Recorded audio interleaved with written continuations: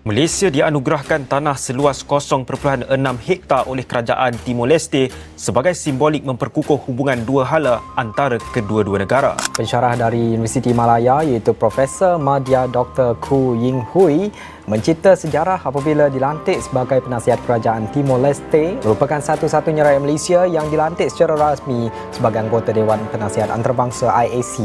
Gimana ya nasib Timor Leste sekarang? Apakah lebih buruk saat merdeka dari Indonesia? Jawabannya tidak, guys. Timor Leste telah mengalami perkembangan pesat dalam 15 tahun terakhir.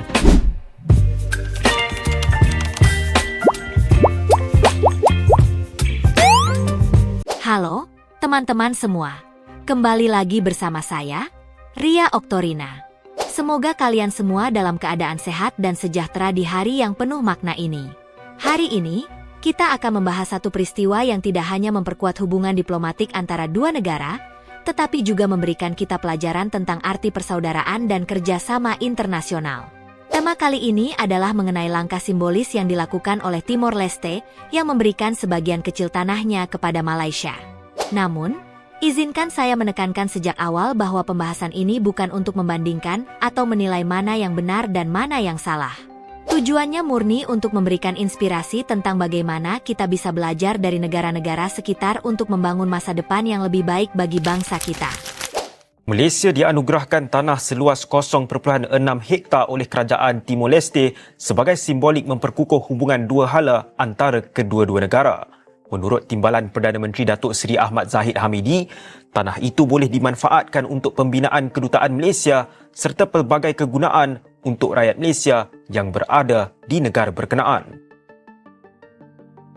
Beliau yang dalam rangka lawatan rasmi ke Timor Leste selama 3 hari bermula Rabu lepas berkata pada lawatan itu beliau bertemu dengan Presiden Jose Ramos Horta, Perdana Menteri Kerala Nana Gusmao dan beberapa pemimpin lain.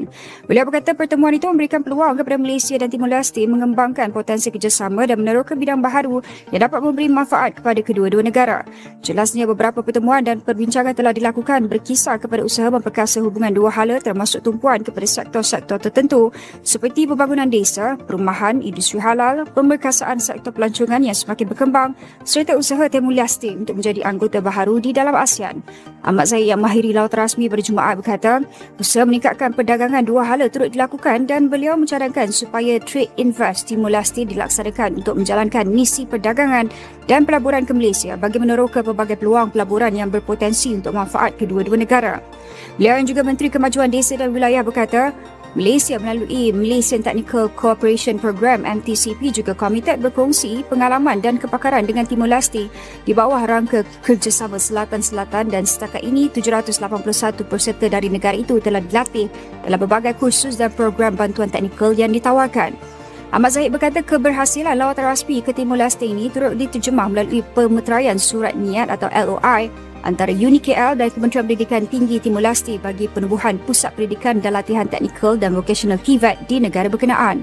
Ahmad Zahid yang juga pengerusi Majlis Pembangunan Industri Halal turut meminta Wakil Halal Development Corporation dan Jabatan Kemajuan Islam Malaysia JAKIM membantu usaha komuniti Islam di Timor Leste mewujudkan sebuah badan pensijilan sendiri bagi membangunkan potensi halal di negara terbabit. Pensyarah dari Universiti Malaya iaitu Profesor Madya Dr. Koo Ying Hui mencipta sejarah apabila dilantik sebagai penasihat Kerajaan Timor Leste untuk Lembaga Sentro Nasional CIGA atau CNC.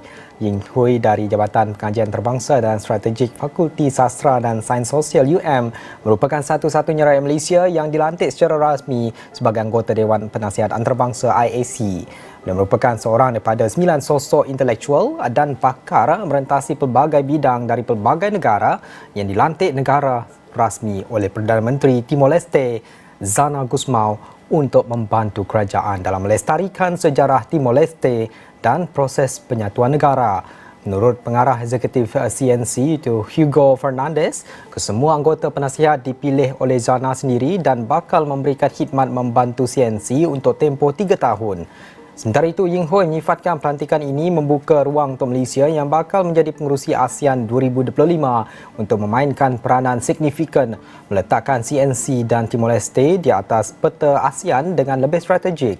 Ying Hui dalam mesej ringkasnya kepada Esrawani menyifatkan kepengerusian ASEAN 2025 membuatkan Malaysia lebih strategik untuk mengeratkan hubungan antara Timor Leste dan ASEAN selain mempromosi keamanan dan mengeratkan hubungan sosial antara rakyat Malaysia dan Timor Leste. Gimana ya nasib Timor Leste sekarang? Apakah lebih buruk saat merdeka dari Indonesia? Jawabannya tidak, guys. Timor Leste mengalami peningkatan ekonomi setelah merdeka dari Indonesia, guys. Bahkan kemiskinannya hampir menurun drastis. Saat baru merdeka, 52% warga Timor Leste adalah orang miskin. Dan di tahun 2022, persentase warga miskin Timor Leste menurun menjadi 29,3%, guys. Keadaan Timor Leste setelah memisahkan diri dari Indonesia. Negara Timor Leste resmi menjadi negara merdeka dan berdaulat pada tahun 2002. Keadaan Timor Leste saat ini sangatlah damai, dengan tingkat kekerasan politik yang sangat rendah. Tidak ada kejahatan terorganisir dan tingkat kriminalitas pun rendah. Meskipun situasinya damai, Timor Leste masih menghadapi beberapa tantangan serius seperti kemiskinan dan kekurangan gizi. Negara ini juga belum berhasil sepenuhnya dalam bidang ketahanan pangan. Timor Leste telah mengalami perkembangan pesat dalam 15 tahun terakhir. Aliran listrik di negara ini tersedia 24 jam dan ada rencana untuk meningkatkan konektivitas dengan pengadaan kabel bawah laut dari Australia. Pada tahun 2018, Timor Leste berhasil mencapai target pengentasan penyakit malaria yang selama berabad-abad menjadi ancaman serius. Jumlah dokter di negara ini juga meningkat signifikan dari 19 dokter pada tahun 2002 menjadi lebih dari 1.000 dokter saat ini. Timor Leste memiliki hubungan yang baik dengan Indonesia. Banyak warga Timor Leste yang bersekolah di Indonesia dan ribuan orang Indonesia juga bekerja dan tinggal di Timor Leste. Negara ini mengimpor sebagian besar barang dari Indonesia. Dalam hal demokrasi, Timor Leste merupakan negara demokratis dengan masyarakat sipil yang aktif. Mayoritas penduduk Timor Leste adalah Katolik, namun ada juga minoritas Protestan dan komunitas Muslim. Ketiga agama ini hidup berdampingan secara damai. Pada tanggal 31 Agustus yang menjadi hari kemerdekaan Malaysia, Timor Leste memberikan tanah seluas sekitar 0,6 hektar kepada pihak kerajaan Malaysia. Tanah ini akan dimanfaatkan untuk membangun kedutaan Malaysia serta berfungsi sebagai ruang yang dapat mendukung aktivitas masyarakat Malaysia yang berada di Timor Leste. Hadiah tanah ini merupakan simbol persahabatan dan kerjasama yang kian erat antara kedua negara. Langkah ini menandakan hubungan diplomatik yang sehat, di mana Timor Leste menunjukkan niat tulusnya untuk mendukung Malaysia dalam berbagai aspek. Melihat dari segi politik dan diplomasi, langkah ini menjadi sangat istimewa. Dalam lawatan resmi yang dilakukan oleh Wakil Perdana Menteri Malaysia, Datuk Seri Ahmad Zahid Hamidi, beliau berkesempatan bertemu langsung dengan Presiden Timor Leste, Jose Ramos Horta, dan Perdana Menteri Kera Lassanana Gusmao. Mereka membahas berbagai potensi kerjasama yang bisa dikembangkan antara kedua negara. Pertemuan ini bukan hanya bersifat seremonial, tetapi membuka peluang nyata bagi kedua negara untuk mempererat hubungan melalui kolaborasi ekonomi, sosial, dan budaya. Pertemuan-pertemuan ini membuktikan bahwa hubungan diplomatik yang kokoh tidak hanya tercipta dari negosiasi atau perjanjian formal, tetapi juga dari rasa hormat dan kepercayaan yang saling terjalin antara para pemimpin dan rakyatnya. Selain memberikan tanah, Timor Leste juga melihat peluang bagi Malaysia untuk turut mengembangkan sektor-sektor penting yang bisa saling menguntungkan. Kedua negara sepakat untuk bekerja sama di beberapa bidang, seperti pembangunan desa, industri halal, pariwisata, dan usaha memperjuangkan Timor Leste sebagai anggota baru di ASEAN. Hal ini tentu memberikan kesempatan bagi Malaysia untuk berperan aktif dalam pertumbuhan ekonomi Timor Leste sambil mengembangkan hubungan baik antar negara. Salah satu bentuk nyata dari komitmen ini adalah saran dari Wakil Perdana Menteri Zahid agar Malaysia dan Timor Leste memperluas perdagangan bilateral melalui misi perdagangan dan investasi yang dapat memperkuat sektor ekonomi kedua negara. Selain itu, terdapat pula program yang berfokus pada pendidikan dan pelatihan di Timor Leste. Malaysia, melalui Malaysian Technical Cooperation Program, MTCP, telah melatih lebih dari 781 peserta Timor Leste dalam berbagai kursus dan program teknis. Melalui kerjasama yang erat ini, Malaysia dan Timor Leste berupaya membangun sistem pendidikan vokasional yang kuat untuk generasi muda Timor Leste. Komitmen ini ditegaskan lagi melalui penandatanganan Letter of Intent antara Universiti Kuala Lumpur dan Kementerian Pendidikan Tinggi Timor Leste untuk mendirikan pusat pendidikan dan pelatihan teknis di sana. Langkah-langkah ini menunjukkan bahwa pendidikan dan pelatihan menjadi landasan penting bagi kedua negara untuk menciptakan generasi yang terampil dan mandiri di masa depan. Namun, yang membuat saya semakin terkesan adalah rasa saling hormat dan kenangan sejarah yang masih hidup di antara kedua negara. Timor Leste tetap mengingat peran Malaysia dalam menjaga keamanan mereka pada masa-masa yang penuh tantangan sebelum mencapai kemerdekaannya. Saat Timor Leste masih menjadi bagian dari Indonesia sebagai Provinsi Timor Timur, pasukan dari Malaysia turut membantu menjaga ketertiban di sana. Kenangan ini menunjukkan bahwa ikatan yang kuat tidak akan hilang begitu saja, dan kini Timor Leste mengapresiasi peran itu melalui langkah simbolis memberikan tanah bagi Malaysia. Bagi kita, langkah-langkah persaudaraan ini adalah pengingat penting. Kita dapat belajar untuk selalu menjaga hubungan baik dengan negara tetangga dan menghargai peran satu sama lain. Tentu saja, Indonesia juga berperan penting dalam hubungan ini.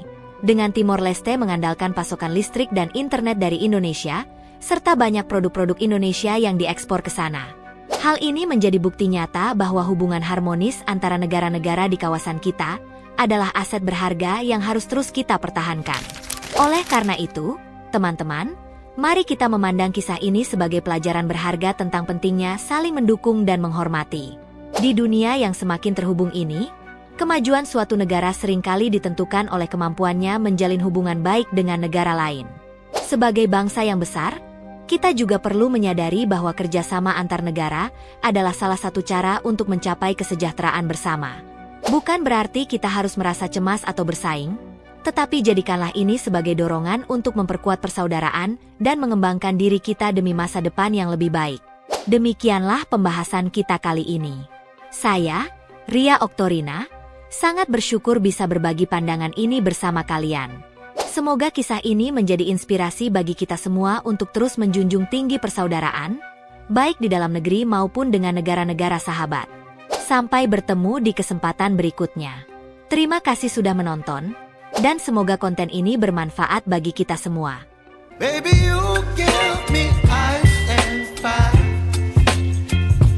You're giving me wind and rain. You're some kind of butterfly. Baby, you give me midnight. You whip up my